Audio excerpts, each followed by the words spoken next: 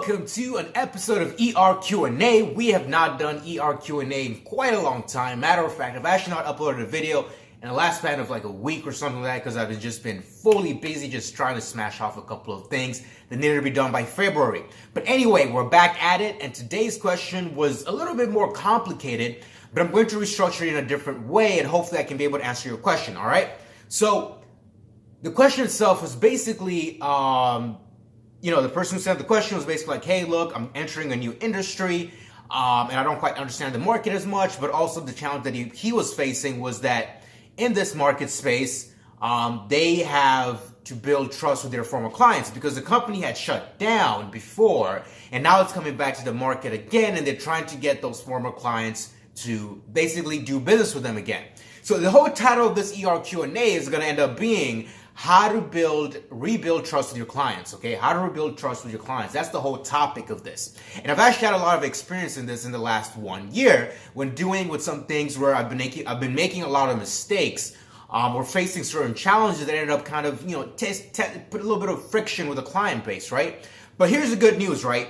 If you are facing, relationship issues with your clients or anything like that, that is wonderful news for me because it means you actually care about your clients. Because there's people out there who don't really care about their clients. They just care about getting the money. So the client is not happy. The client is not trusting them. They don't care. They just want to get the paycheck. So for you to be able to actually ask a question like this, or a person who's watching a video like this, it means you care about your customers. So that's the first check off on the list, because it's the same thing as a personal relationship. If you care about a relationship and you're seeking advice from somebody else on how you can rebuild that relationship, it means you care about that relationship. It's the same thing in business. If you are seeking knowledge and information on how you can be able to rebuild relationship with your clients, it means you care about your clients. In turn, that means, yes, there is hope for you to do this, but you have to follow a certain structure of approaching it. So the first step is, depending on the situation, right? So this person's situation, his company or the company he's working for had shut down completely,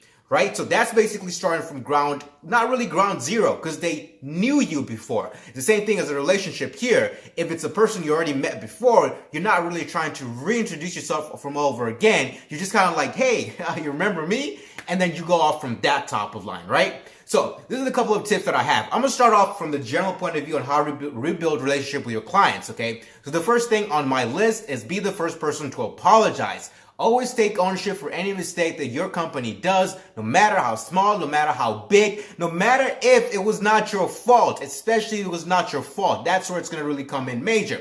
Because what's going to happen is if you apologize first, it's going to change the narrative immediately. It's going to go from, who are we blaming for this? Who is the company who did this mistake? I don't trust this company anymore. They're not going to solve the problem because clearly they did me wrong, and they're not even knowing they did me wrong, and they're not even accepting it. So basically in the client's mindset, immediately they're like, what is there for me to do here anymore? There's no way this is going to work out, because they don't even realize they've made a mistake, or even if they don't even know how they're going to solve it. It's the same thing in a relationship. If a person comes up to you and they say, hey, look, man, I'm sorry for that. Immediately in your mind, you're not going to be going like, I don't care if you say sorry for that. You're not going to solve it. Compared to a person who completely, that's here I'm giving you there is basically in the sense of a person who does not even know they did something wrong, and you know they did something wrong, and they're not going to apologize. Even if you don't tell them they did something wrong, you're still going to hold a grudge. And now, if your customer is holding a grudge and you don't even know about the grudge, especially if you know about the grudge and you don't bring it up and the client does not say anything, it does not mean that there's nothing wrong. Especially if a lot of people don't talk about it, does not mean there's nothing wrong there. It's a very personal relationship you're talking to your clients. So the first thing is be the first to apologize. You apologizing first is an indication that you want to heal something and you want to move forward and you're going to move in the right, direction. So the first thing is just apologize, okay? Okay, so number 2, after you've apologized, tell them, well, what went wrong. If you know specifically what went wrong, then just come out and say, hey, this is what went wrong and this is why it went wrong. And this is how we're going to solve it. By you breaking down the reason why something went wrong and now you know how you can solve it, then this is the perfect situation for you to even give the clients an incentive to stay with you. Because this is what's going to happen. If they're looking at other competitors in the market and they're deciding between like, hey, these people just did something wrong. Should I still use them? Should I not? or should I go to the other competitor? Now, in this situation, if your competitor has not done something wrong, you better find a way to give them an incentive for them to stick with you. Because you have to remember, clients are not in the same sense completely as a personal relationship. Clients are basically more on the business arena. They're the business level. That's where emotions don't come in business. The other first part is where the emotion came in, you saying sorry first. The second part is no emotions. It's pure you taking action and them comparing the benefits to the latter, okay? So this is basically the part where you need to be like, hey, look, if you're rebuilding your company again, you had former clients, you're trying to get them back, tell them why they should come back. Give them a strong incentive. If it means you giving them 20% off, 30% off, 40% off, if it means you saying we will break even, don't tell them what your break even price is, but if it means you giving 50% off and you breaking even or even losing a few dollars, but they come back and they try your service again, that is a win, because the other option is you doing what? Not having any clients at all. So you better find an incentive to get them back in. If it means adding new features, if it means more security stuff, it means whatever it is, pile it on and tell them what you're gonna do to be better than the competitor, okay? And then number 3 is the part where it's a little bit of a psychological trick, right? And it's really, how can you be able to solve this problem without losing money? Now, the first part I told you, like, hey, give them deals, give them some incentives, give them this and that. Now, this is the part where it depends on how many people were affected on that relationship you're trying to rebuild. For example, for me, the one thing I've even done is literally, if I do something wrong to a client, or maybe let's say something, the service didn't work right, or whatever it is, but I know it only affected 1% of the clients, I literally tell 1% of the clients, I'm going to give you $1,000 worth of free value. Okay, the next 3 months, you don't have to bill us at all. We're going to give you the topmost services. We're going to solve the problem, and we'll give you those 3 months absolutely for free. Because here's the thing for me. When you're in the subscription industry, or you're in an industry where you need a client to continuously paying you, it is hard to get that client back in if they leave.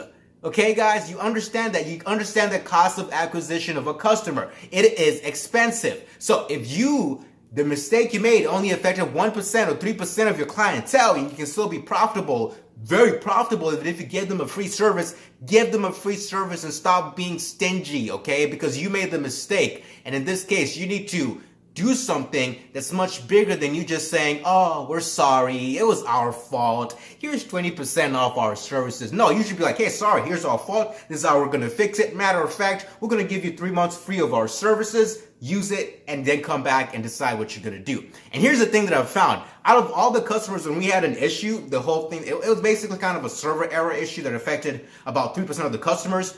Those 3% of the customers, we gave them the service absolutely for free for 2 months. Guess what? They paid on the 3rd month. We did not lose any money. As a matter of fact, we got to keep those customers with us, and it just basically allowed us to learn.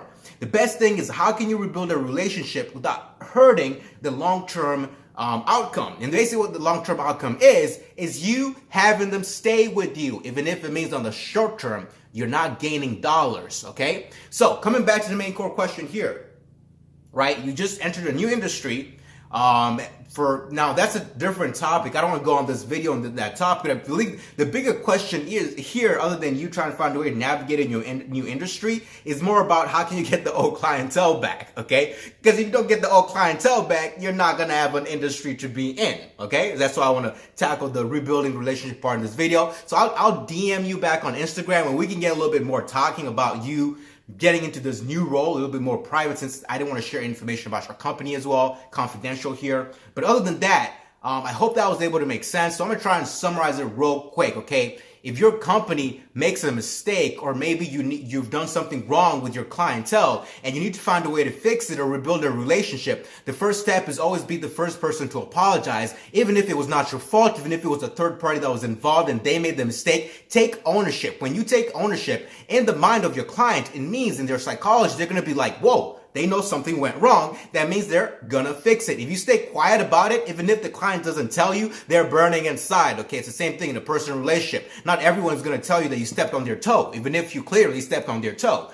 Some people are gonna be quiet about it, and they're gonna hold a grudge until one day you're like, what happened? Why did you leave? They left because you did something wrong and you never owned up to it. And then number 2, give them an incentive to stay with you. The first part is emotional. in business. But the second part, no emotions, okay? If you do something bad to me and I'm one of your clients and you don't give me an incentive to stay with you compared to the competitor who didn't make a mistake, look, I'm not gonna get all emotional, bro. I got business to handle as well. I'm gonna go to the competitor. So you better give me an incentive to stay. And the third part, make sure that if it affected a small percent of your clientele, just give it for free, man. If you made a mistake and it affected 1% of your clientele, the cost of acquisition of a customer is more expensive than you trying to maintain them in the company. So just give them the service for free and let them stay and you will be good. And trust me, long term, you will appreciate them staying than them leaving. Okay? So that's how you rebuild a relationship when it comes to business. All right?